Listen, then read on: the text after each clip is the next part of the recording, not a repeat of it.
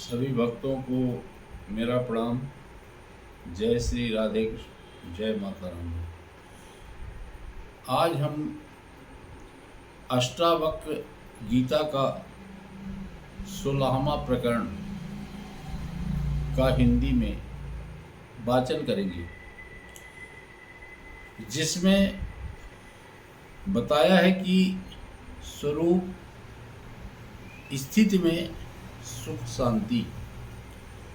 बस चाहे तुम बार बार अनेक शास्त्रों का अध्ययन करो या श्रवण करो, फिर भी जब तक तुम सबको भूल नहीं जाओगे तब तक तुम्हारी स्वरूप स्थिति नहीं हो सकती।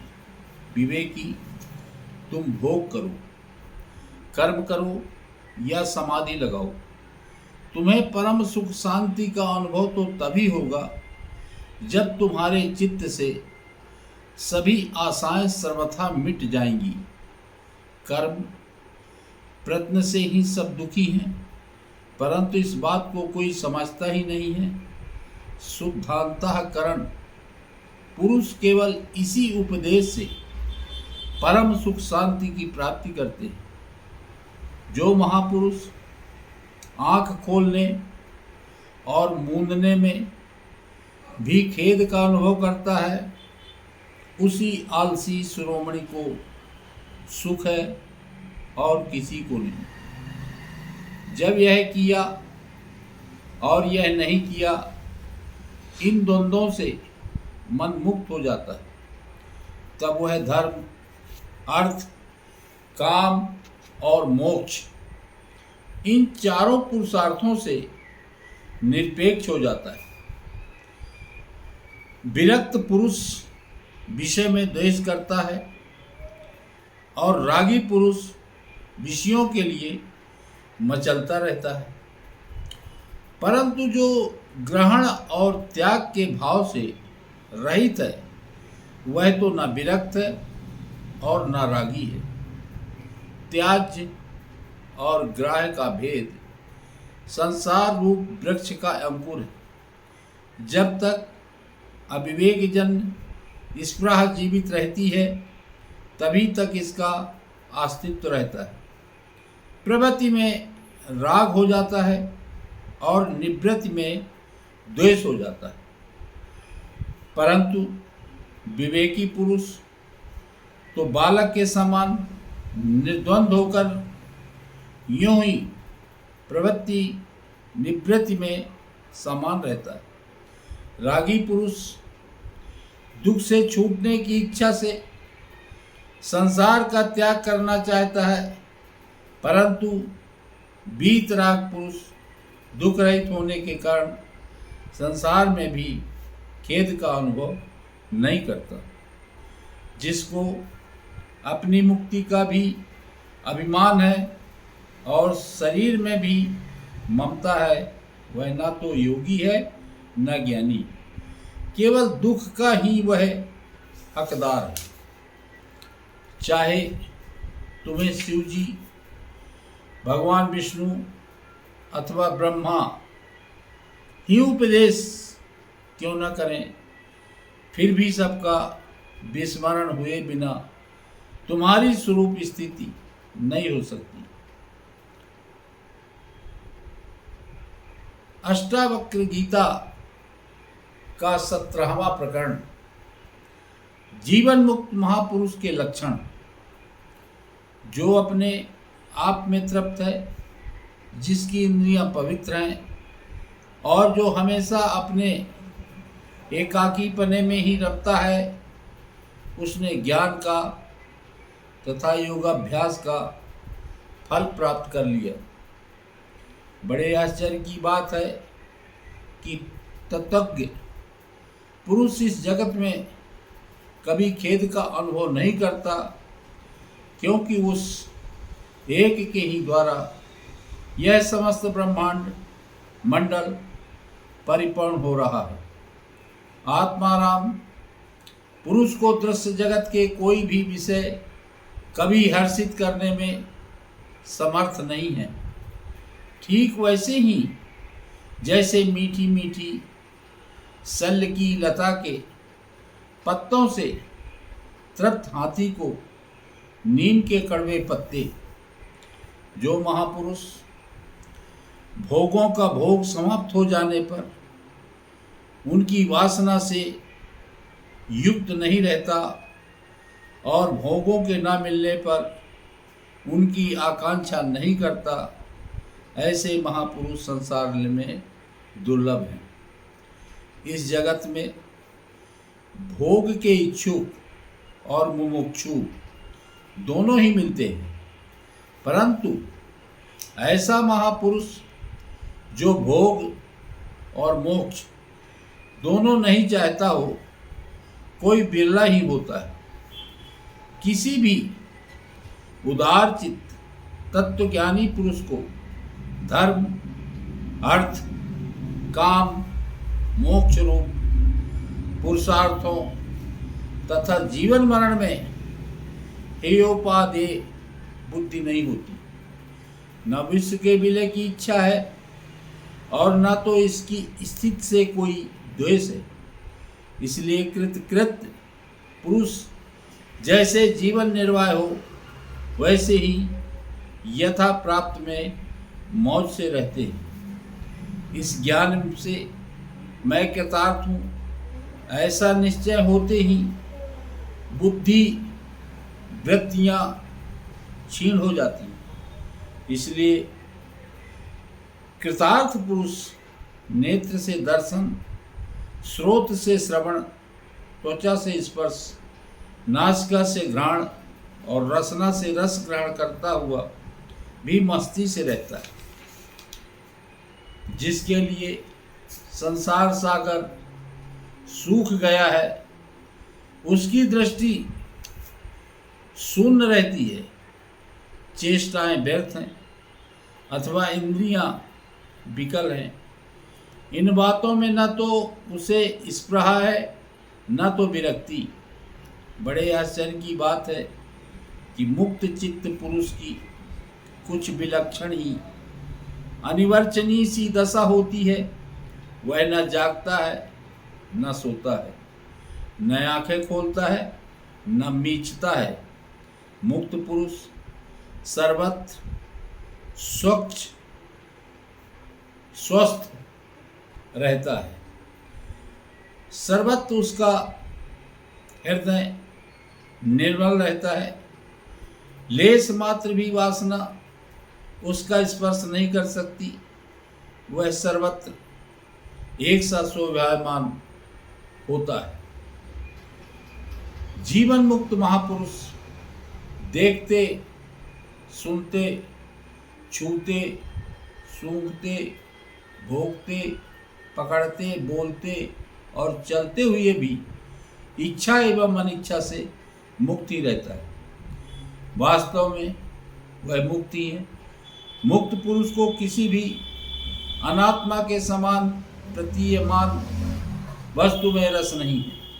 इसलिए वह निंदा, स्तुति, हर्ष, क्रोध, दान और आदान से सर्वथा रहित होता है। जो महापुरुष अपने सामने अनुरागवती युवती अथवा मृत्यु को भी उपस्थित देखकर विवल नहीं होता, स्वस्थ रहता है, वह मुक्ति है। स्थित प्रज्ञ एवं सर्वत्र समदर्शी पुरुष के लिए सुख दुख, स्त्री पुरुष और संपत्ति विपत्ति में कोई अंतर नहीं रहता है। जिस पुरुष का संसार भाव नष्ट हो चुका है उसमें न हिंसा है और न करुणा, न उच्च श्रृंखलता है और न दीनता। उसके लिए न तो कहीं आश्चर्य की बात है और न क्षोभ की। मुक्त पुरुष न तो विषयों में द्वेष करता है और न तो उनके लिए लोलुप होता है। उसका मन कहीं भी आसक्त नहीं होता। वह सदा प्राप्त एवं अप्राप्त परिस्थिति का समादर करता है। जिसका चित्त शून्य हो गया है और जो अपने कैवल्य स्वरूप में मानव स्थित है, वह पुरुष समाधि और विक्षेप, हित और अहित की झूठी कल्पनाओं को जानता ही नहीं है। जिसकी हरता और ममता नष्ट हो चुकी है, जिसका वह निश्चय है कि यह दृश्य संसार कुछ है ही नहीं, जिसकी सब आशा भीतर ही गल गई है, वह करता हुआ भी कर्तव्य कर्म अथवा फल में से लिप्त नहीं होता।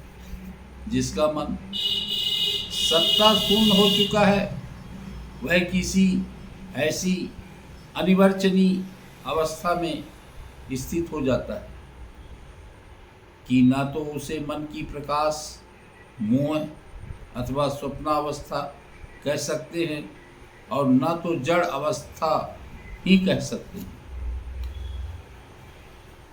अष्टावक्र गीता का 18वां प्रकरण तत्व पुरुष का लक्षण, जिसको बोध का उदय होने पर, जागने पर स्वप्न के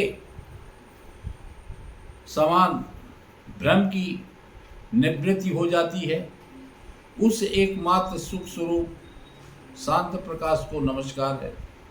कोई जगत के समस्त पदार्थों का उपार्जन करके अधिक से अधिक भोग प्राप्त कर सकता है, परंतु सबका परित्याग किए बिना कोई सुखी नहीं हो सकता।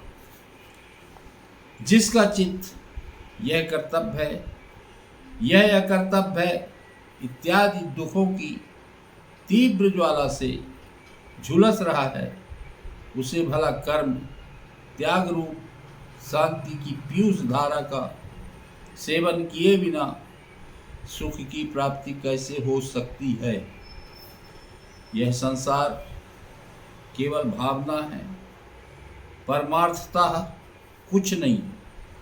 भाव और अभाव के रूप में स्वभावतः स्थित पदार्थों का कभी अभाव नहीं हो सकता। आत्मा का स्वरूप न दूर है न निकट, वह तो प्राप्त ही है। तुम स्वयं ही हो, उसमें न विकल्प है, न प्रश्न है, न विकार है और न मल। अज्ञान मात्र की निवृत्ति होते ही तथा स्वरूप का बोध होते ही दृष्टि का आवरण भंग हो जाता है और तत्ज्ञ पुरुष शोक रहित होकर शोभायमान होते हैं। सब कुछ कल्पना मात्र है और आत्मा नित्य मुक्त है। धीर पुरुष इस बात को जानकर फिर बालक के समान क्या अभ्यास करें, अर्थात ज्ञानी के लिए अभ्यास निरर्थक है। आत्मा की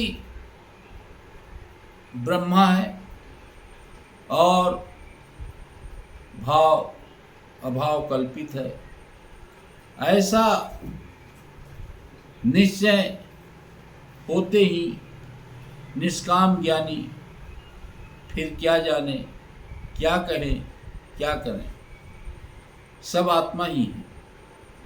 ऐसा निश्चय करके जो चुप हो गया है, उस पुरुष के लिए यह मैं हूँ, यह मैं नहीं हूँ इत्यादि विकल्पनाएं शांत हो जाती हैं। अपने स्वरूप में स्थित होकर शांत हुए तत्व के लिए न विक्षेप है और न तो एकाग्रता, न ज्ञान है न ज्ञान, न सुख है न दुख। जो तत्व योगी स्वभाव से ही निर्विकल्प है, उसके लिए अपने राज्य में अथवा भिक्षा में, लाभ हानि में, भीड़ में अथवा सूने जंगल में कोई अंतर नहीं। यह कर लिया और वह कार्य शेष है। इन दोनों से तो तत्व मुक्त है। उसके लिए धर्म कहाँ, काम कहाँ, अर्थ कहाँ और विवेक भी कहाँ है। जीवन मुक्त ज्ञानी के लिए न तो कुछ कर्तव्य है और न तो उसके हृदय में कोई अनुराग। जिस प्रकार जीवन बीते वही उसकी स्थिति है। जो महात्मा समस्त संकल्पों की सीमा पर विश्राम कर रहा है, साक्षी मात्र है, उसके लिए अज्ञान कहाँ, विश्व कहाँ, ध्यान कहाँ और मुक्ति भी कहाँ है। जिसने इस विश्व को कभी यथार्थ देखा हो वह कहा करे कि यह नहीं है, नहीं है। जिसे विषय वासना ही नहीं है वह क्या करे, वह तो देखता हुआ भी नहीं देखता। जिसने अपने से भिन्न पर ब्रह्म को देखा हो वह इस तरह चिंतन किया करे कि मैं ही ब्रह्म हूं, सोहम सोहम। किंतु जिसे कुछ दूसरा दिखता ही नहीं वह निश्चिंत क्या निश्चिंतन करे। जिसने अपने स्वरूप में कभी विक्षेप देखा हो वही निरोध करे। तत्ज्ञ पुरुष तो कभी विक्षिप्त ही नहीं हुआ, उसके लिए कुछ साध्य ही नहीं है, फिर वह करे क्या। तत्ज्ञ पुरुष तो संसारियों से उल्टा ही होता है। वह सामान्य लोगों जैसा व्यवहार करता हुआ भी अपने स्वरूप में न समाधि देखता है, न विक्षेप और न तो लेप ही।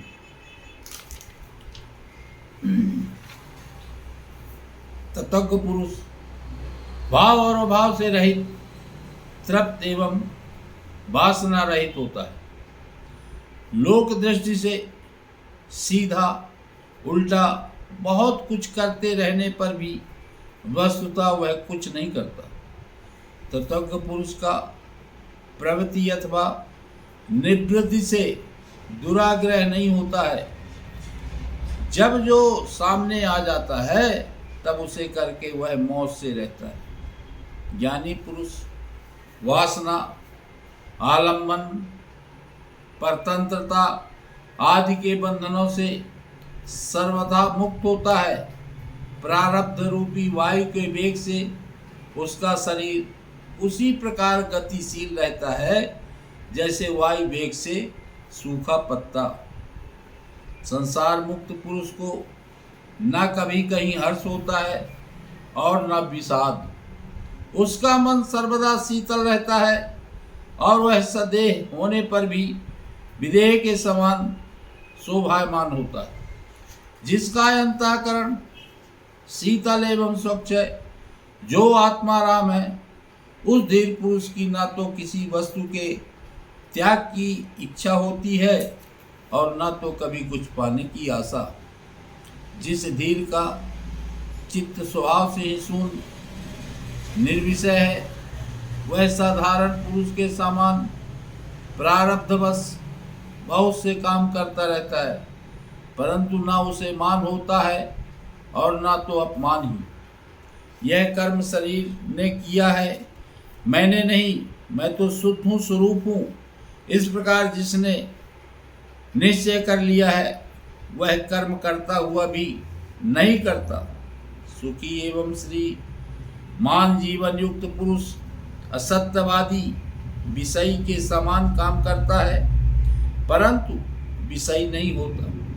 यह तो संसार का कार्य करता हुआ भी अतिशय शोभा को प्राप्त होता है। जो धीर पुरुष अनेक विचारों से थककर अपने स्वरूप में विश्राम पा चुका है वह न कल्पना करता है, न जानता है, न सुनता है और न देखता है। ज्ञानी महापुरुष सामाहिक चित्त में आग्रह न होने के कारण मुमुक्षु नहीं और विक्षेप नहीं होने के कारण विषयी नहीं है। मेरे सिवाय जो कुछ दिख रहा है सब कल्पित ही है। ऐसा निश्चय करके सबको देखता हुआ वह वास्तव में ब्रह्म ही है। जिसके भीतर अहंकार है वह देखने में कर्म न करे तो भी करता है, पर जो धीर पुरुष निरहंकार है वह सब कुछ करते हुए भी कर्म रहित है। मुक्त पुरुष के चित्त में न उद्योग है, न संतोष और न कर्तव्य का अभिमान ही रहता है। उसके चित्त में न आशा है, न संदेह। वास्तव में ऐसे चित्त की ही शोभा है। जीवन मुक्त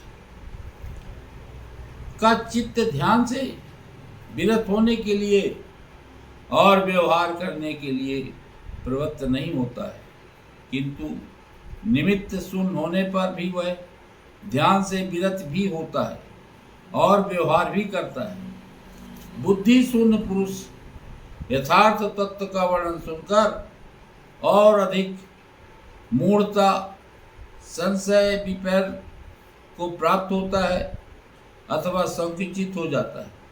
कभी कभी तो कोई बुद्धिमान पुरुष भी उसी मूढ़ के समान व्यवहार करने लगते हैं।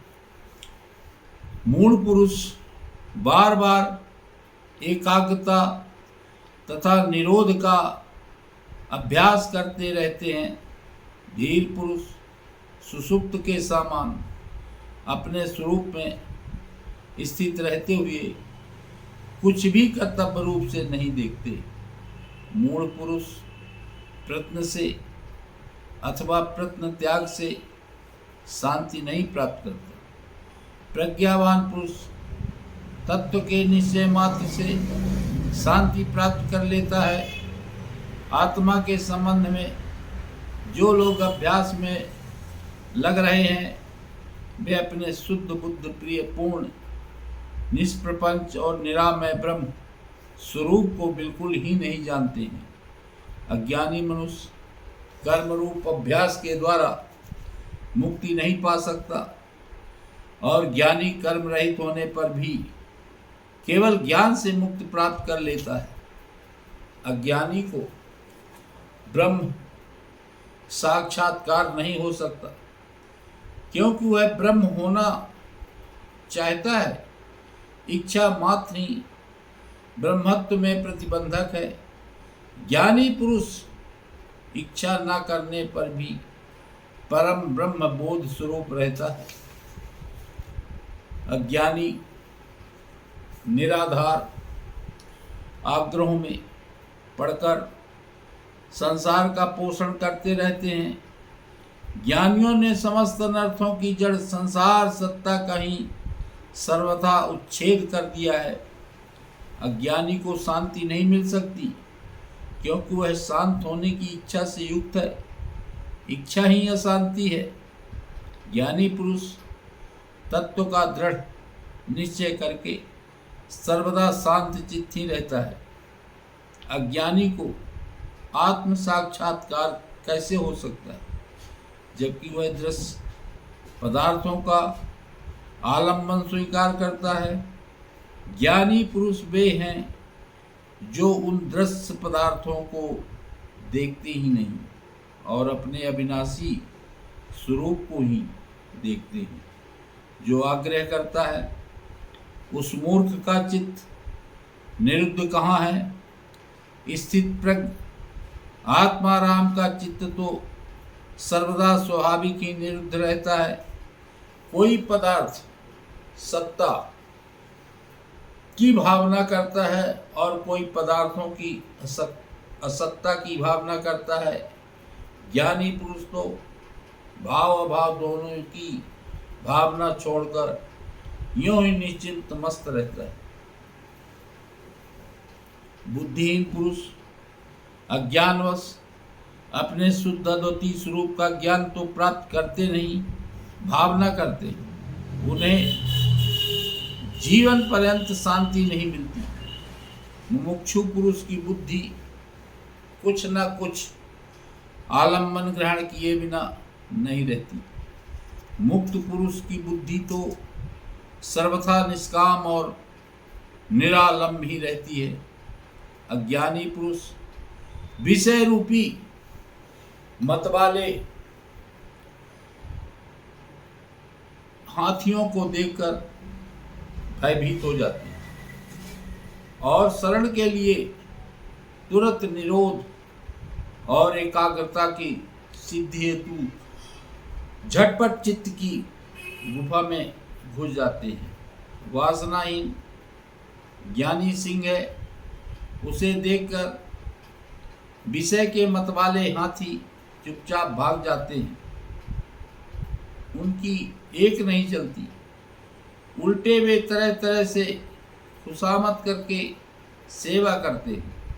निसंग तत्व पुरुष मुक्ति के साधनों का अभ्यास नहीं करता है, वह तो देखते सुनते छूते सूंघते भोगते हुए भी आनंद में मग्न रहता है।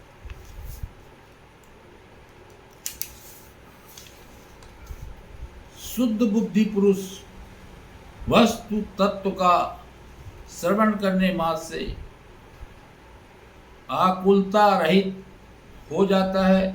फिर आचार अनाचार अथवा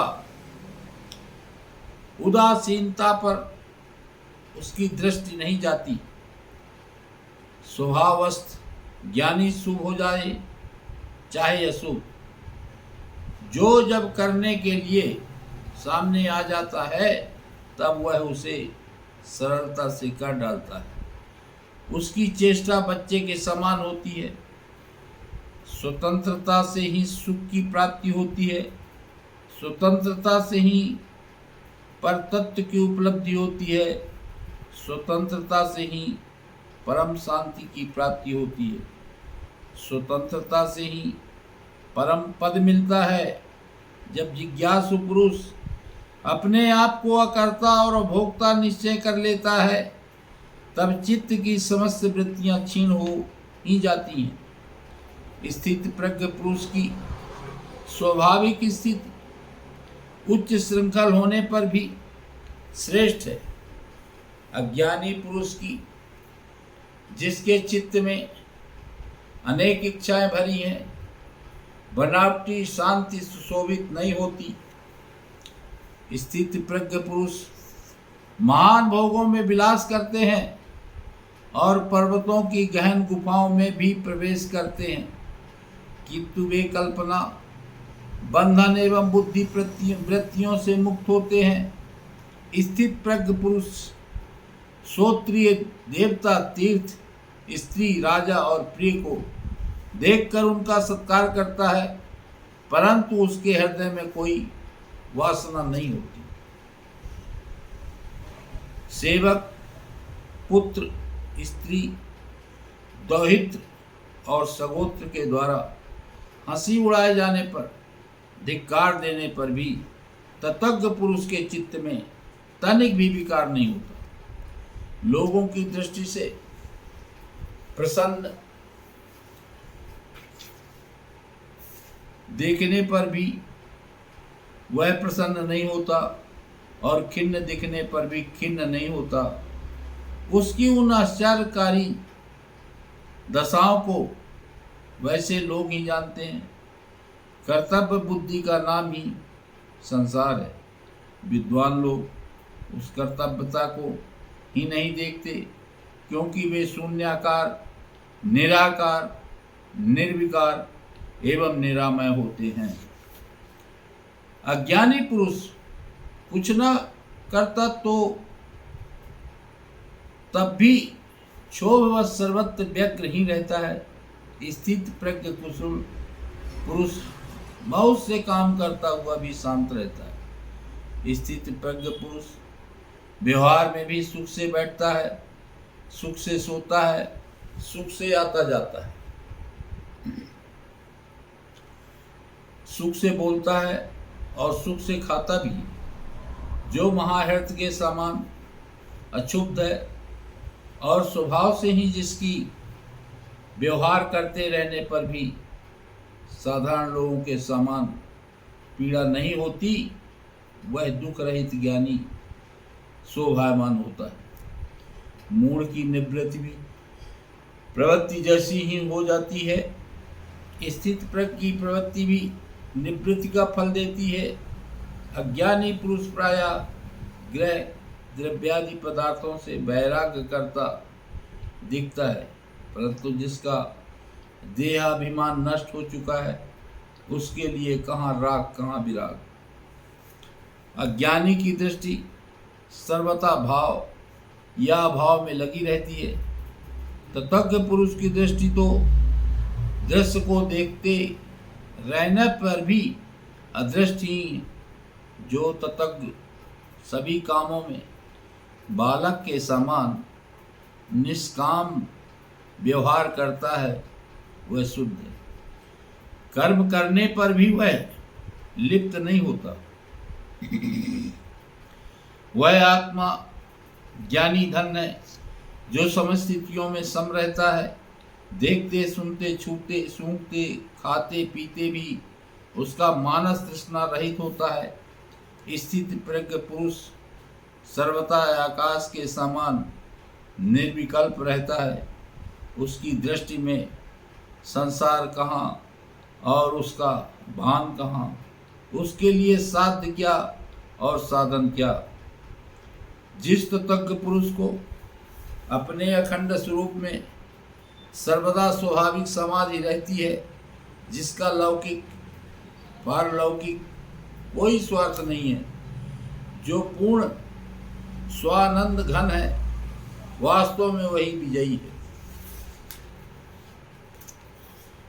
बहुत कहने से क्या लाभ।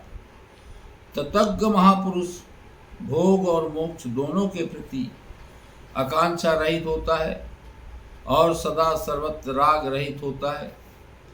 मैं तत्व से लेकर संपूर्ण द्वैत रूप दृश्य जगत नाम मात्र का पसारा है। शुद्ध बोध स्वरूप तत्ज्ञ ने जब इसका परित्याग ही कर दिया, तब भला उसका क्या कर्तव्य शेष है। यह संपूर्ण दृश्य प्रपंच ब्रह्म मात्र है, यह कुछ नहीं है। ऐसा महानिश्चय से संपन्न शुद्ध पुरुष दृश्य की स्फूर्ति से भी रहित हो जाता है और स्वभाव से ही शांत हो जाता है। जो शुद्ध स्फुरण स्वरूप है, जिसे दृश्य सत्तावान नहीं मालूम पड़ता, उसके लिए विधि क्या, वैराग्य क्या, त्याग क्या और शांति क्या। जो अनंता रूप से स्वयं ही स्फुरित हो रहा है और प्रकृति की पृथक सत्ता को नहीं देखता है, उसके लिए बंध कहाँ, मोक्ष कहाँ, हर्ष कहाँ और विषाद कहाँ। संसार का पर्यवसान है बुद्धि और यहाँ मात्र माया का विवर्त है। इस तत्व को जानने वाला पुरुष काम ममता और अहंकार से रहित होकर शोभा पाता है। जो तत्ज्ञ संताप से रहित अपने अविनाशी स्वरूप को जानता है, उसके लिए विद्या कहाँ, विश्व कहाँ, देह कहाँ और अहंता ममता कहाँ।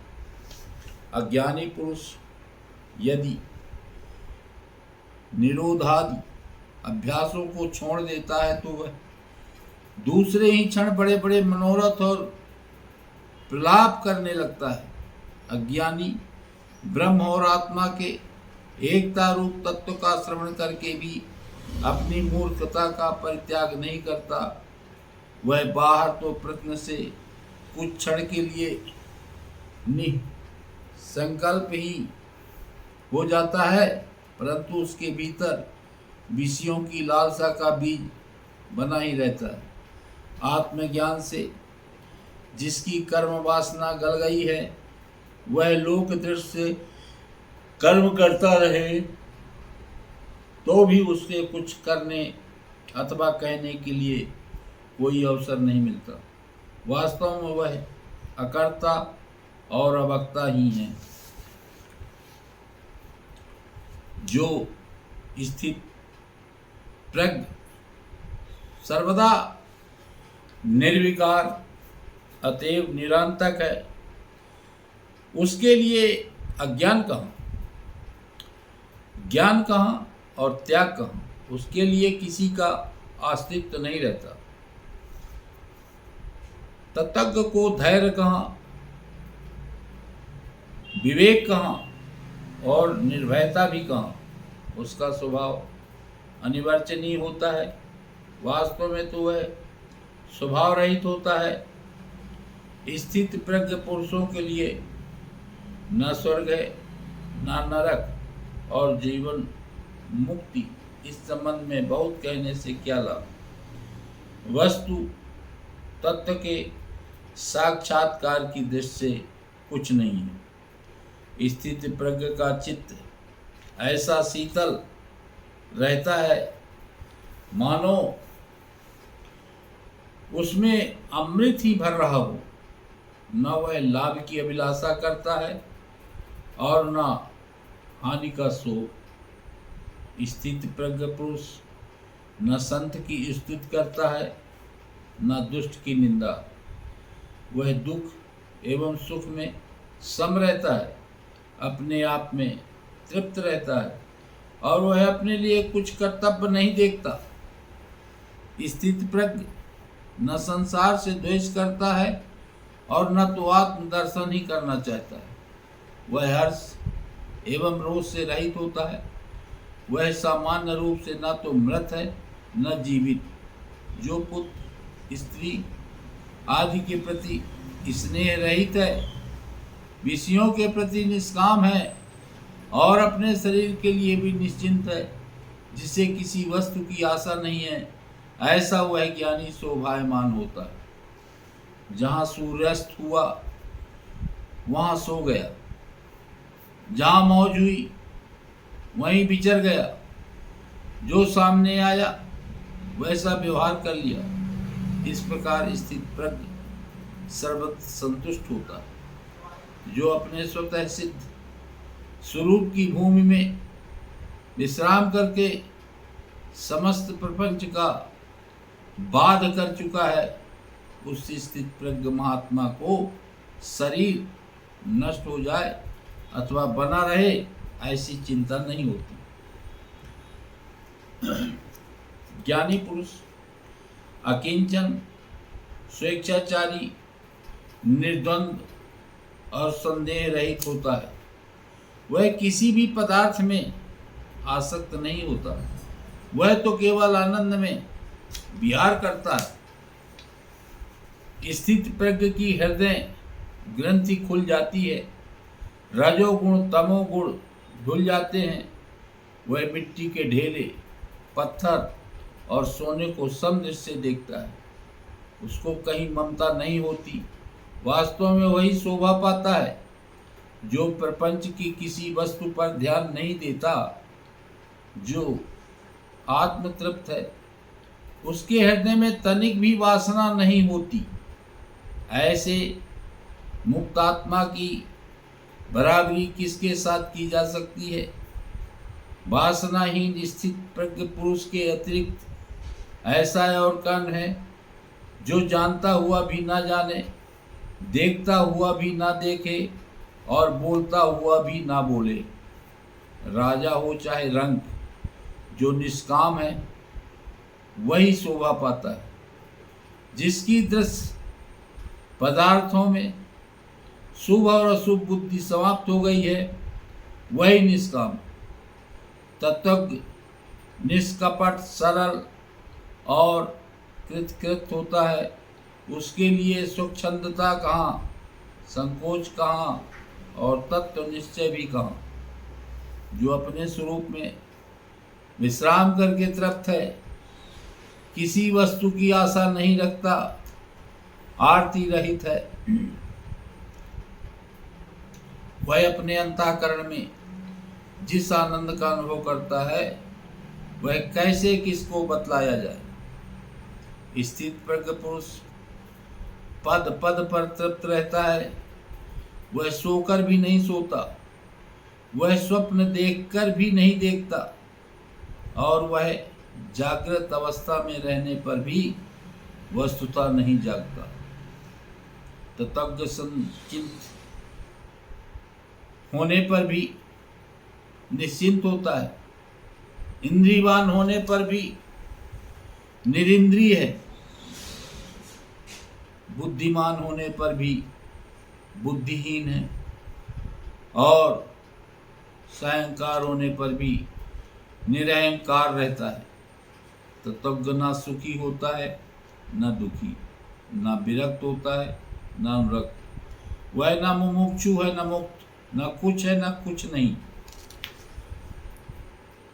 तत्वज्ञ विक्षेप में भी विक्षिप्त नहीं होता, समाधि में भी समाधिस्थ नहीं रहता। वह जड़ता में जड़ नहीं है और पांडित्य में पंडित नहीं है।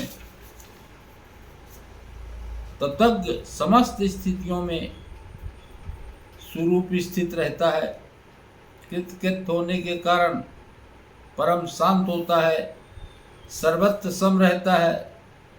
तृष्णा का अभाव होने के कारण वह क्या किया क्या नहीं किया इन बातों का स्मरण नहीं करता। वंदना करने से वह प्रसन्न नहीं होता, निंदा करने से क्रुद्ध नहीं होता, मृत्यु से उद्योग नहीं करता और जीवन का अभिनंदन नहीं करता।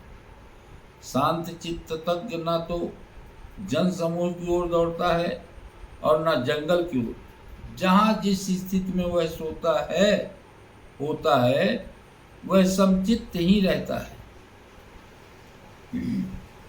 बोलो जय श्री कृष्ण राधे।